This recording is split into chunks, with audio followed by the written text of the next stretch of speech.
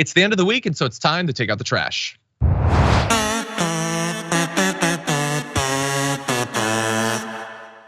My garbage person of the week, as you'll see from this video, it's a preschool in Miami. Not often showing up on this list, but there's a good reason in this case. Parents outraged at a Miami daycare after toddlers were allegedly seen in blackface for a Black History Month celebration. She's like, you won't believe the photos that were sent to me from this classroom.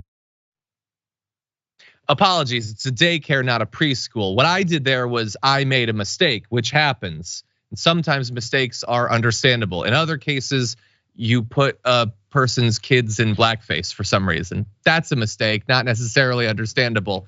So I want to give you the details. This is Studio Kids Daycare in Miami.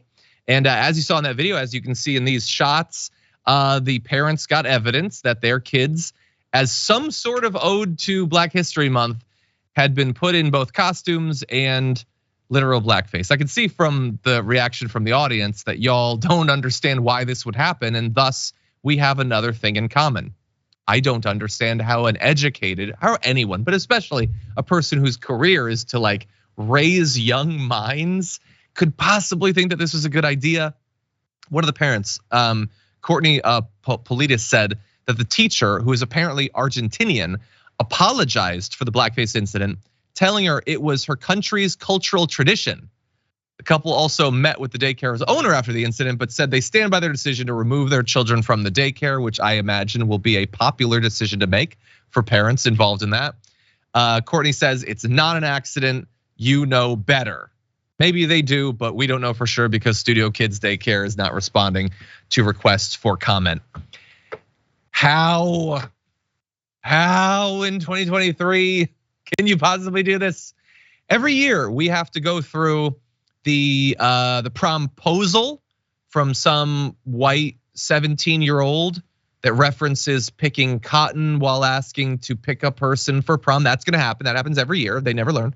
Every Halloween, there's going to be the blackface.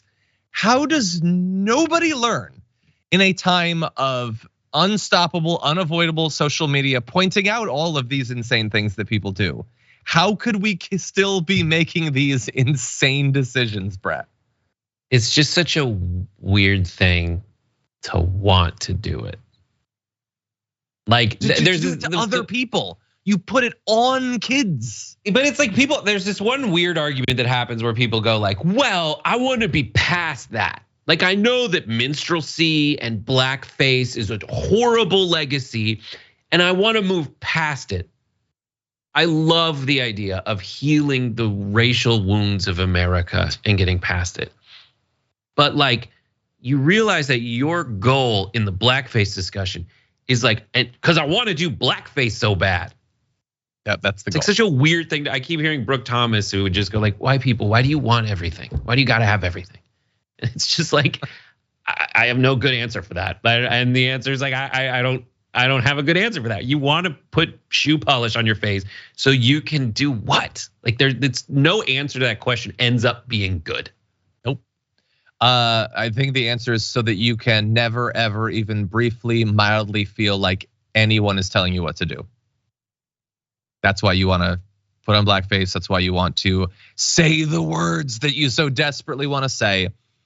Because how dare anyone ever have any expectation for you? You do what you want, no matter how bad it is.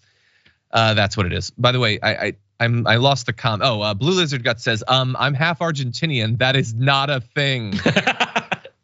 Thank you for that. I want to be clear, even if it was a thing in Argentina, that don't make it okay. So anyway, it's not. So by the way, it's not the first time this has happened. Last February, a Montessori daycare and preschool in Newton, Massachusetts was accused of making its toddlers create and wear blackface masks for Black History Month. That school is now permanently closed, which is how that paragraph should end.